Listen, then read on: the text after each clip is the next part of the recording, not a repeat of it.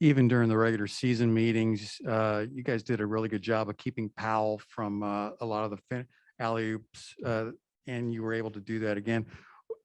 Without giving away secrets, why do you think you guys have been effective in doing that? Well, it's a big part of their offense, and played this team a lot. Obviously, pretty much 4 times a year. Powell's been a big part of their offense for years. He's had plenty of games where he's gotten free and had 4 or 5 dunks, and there's got to be an awareness. You can't give up the easy ones, and so we're doing our best. I think he got one last night, and we're doing our best to take that lob away, but easier said than done. The Mavericks are here kind of unexpectedly. I think most people would agree. And they're having the time of their lives, but you guys are grizzled veterans with this sort of thing. Is it still a giddy kind of become a work process for you and your team? No, it's a giddy kind of fun. I mean, especially having missed the playoffs the last 2 years, I think our guys are really excited to be here. We also have a lot of young guys who weren't here, for the 5-year stretch of getting to the finals. So it's a good combination of some the vets being hungry and excited to try to get back to the finals, and a group of newer additions, both young players and vets who have signed here over the last couple of years or who we traded for, guys like Wiggs and Otto, Jordan Poole. They haven't tasted it yet, so it's a good mix. With Klay Thompson, he's obviously not where he was in 2019 or back to pre-injury Klay form, but is this kind of where you saw he would be at this point in his recovery after overcoming 2 serious injuries?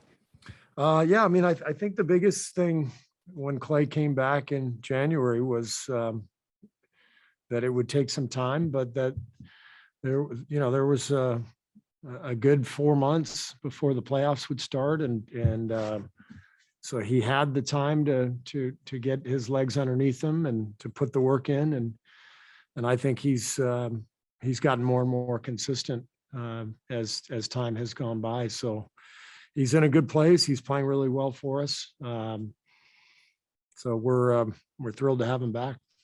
It wasn't for a lot, but Klay did get some reps guarding Doncic when Wiggins was out. How did you think he did? And what's the thinking? There's just a bigger body. He can kind of lean on him a little bit. Yeah, I think you have to put your bigger on Doncic. He's just too strong for the smaller guards. So Klay is the obvious next option after Wiggs. So he'll continue to see some time against him. Were you basically just when you had Wiggins out and Doncic was out, you saw Doncic go in, you put Wiggins back in? Was it almost that reactive? It wasn't quite exact. I think there were a few minutes out there where Klay was and Wiggs was on the bench, but Wiggs is our primary defender on Doncic for sure, and we'd like to keep him on him as much as possible. How much do you enjoy that chess match between yourself and Jason Kidd, or any opposing coach for that matter, but that back and forth and that whether it's subbing guys in and out at different times or whatever it is within the game, adjustments that you make? How much do you enjoy that piece of it? I think that's the fun part of all this. In the regular season, you're much more likely to just kind of stick to a substitution pattern, a format. Playoffs come, and every possession is really meaningful, and you're constantly having to think a move ahead, and you study your opponent so much more closely, and that's what we love as coaches. I think that's the fun part. So playoffs are the best time of year for everybody. And I know you said you didn't feel like you had figured out Luka Doncic, obviously, with what you did in game 1, but do you kind of have to stick with the Andrew Wiggins picking him up full court model until it doesn't work? Yeah, I mean, I think with any great player, it's about just trying to make them work for everything. And we've felt it already with Nikola Jokic, totally different kind of player, different position, but similar philosophy, make him work, try to take away the easy, Ja Morant, can we take away the dunk, transition stuff? Like it's just sort of an automatic that every coach in the league would follow. If you're going against a great player, it as hard as possible with full awareness that that player is too great for any one scheme to work. So you just do your best. Steve, I know it's a smaller sample size. Luka's the highest scoring playoff average, up there with Jordan.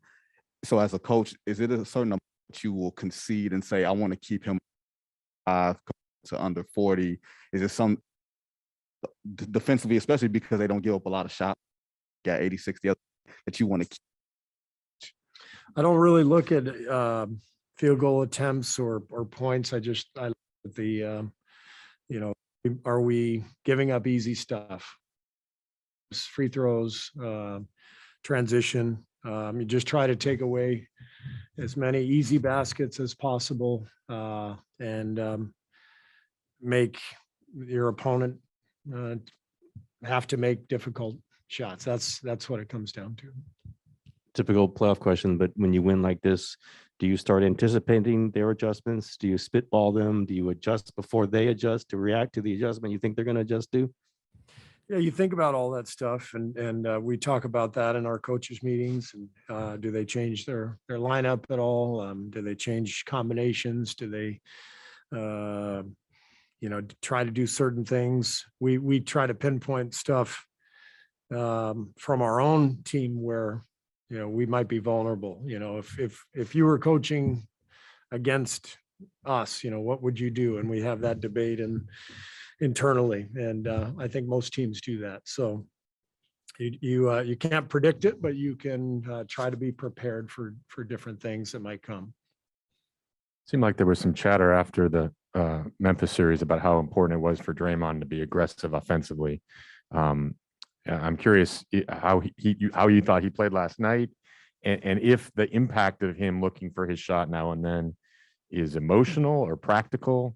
I mean, like he made that one shot in flex yesterday. There's obviously an emotional component to him, or is it more strategic that when he's a threat, it opens other things up? It's both. I mean, there's an emotional component for every player on the floor, but you can literally see it and feel it with Draymond when he's on top of his game and he's playing well.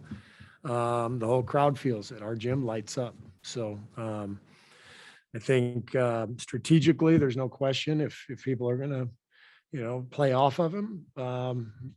We love when he takes up that space and shoots it or drives it and tries to make a play. So we're at our best when he's attacking, for sure.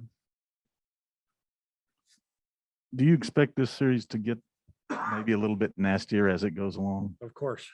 Yeah. That's just the way it is? It's the most competitive basketball on earth, and these are the best players on earth, and everybody's fighting for something that they really want. So there's a lot of mutual respect,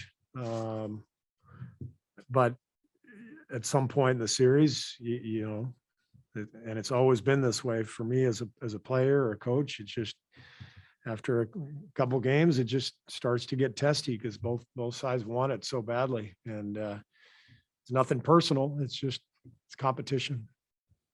Just a quick one on Otto. First game back from his right foot soreness or whatever. Does he had any issues day after? No, he was fine today. And Steve, you and your coaches were holding your coaches meeting outside in the sunshine. No, we have a meeting space on the other side of Chase that we use, and so we take occasional breaks where we walk outside and get a little sunshine. So we weren't actually hosting the meeting out on the, what do they call it out there? The Thank you. I didn't know where you were. You gotta explain where you were. All right.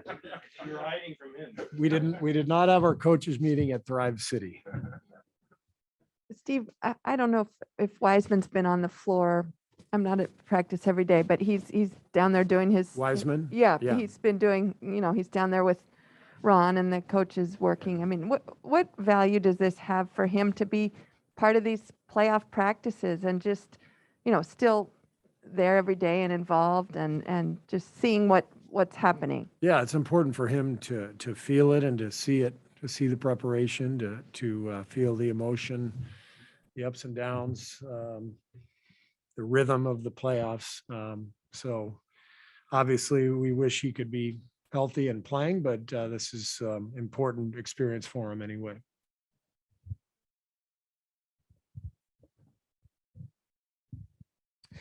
When it comes to a guy like Luka and this Mavericks team and how the roster's constructed, is there a template that you go back to, whether it's a player that you face in a playoff series or a team that you're going to and saying, hey, we could maybe, this Mavs team's a little similar to that. We could pull some things from that series. The most similar matchup was Houston a few years ago with James Harden because it was a similar look in terms of, having a superstar player who could step back and make a three, get to the rim, and he's got four teammates behind the 3-point line who can make threes. So the matchup is similar. I'm not sure how helpful that is. We have a very different team now compared to 3-4 years ago when that matchup took place. But it does remind me, Luka and James. There's a similar pressure that you feel on every possession where they can create an easy shot for their teammate or themselves. Let's go one or two quick ones on Zoom. Maria, go ahead. Hi, Steve. Hope you're well. I was wondering what was promising to you about this first win? What stood out to me? What was promising? Yes. Promising. Well, I thought our energy and our defense and our rebounding was there, and that's the first thing you kind of always want to ask from your players is just the energy and the effort. And I thought our shot challenges were great. They took 48 threes.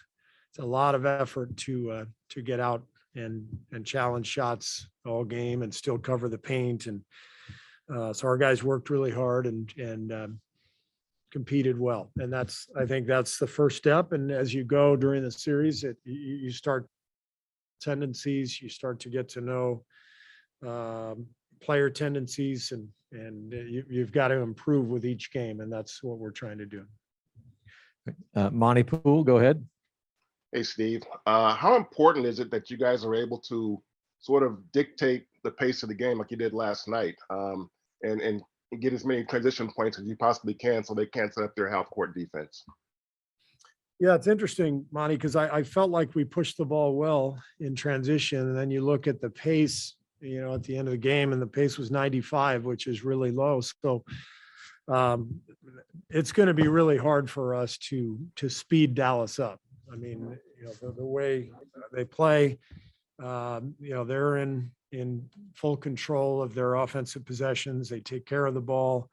They're very methodical in the way they work. So we're not going to be able to speed them up much, but if we can get out and run, and get some transition baskets like we did last night, it's clearly a big help. Great, thank you. We're going to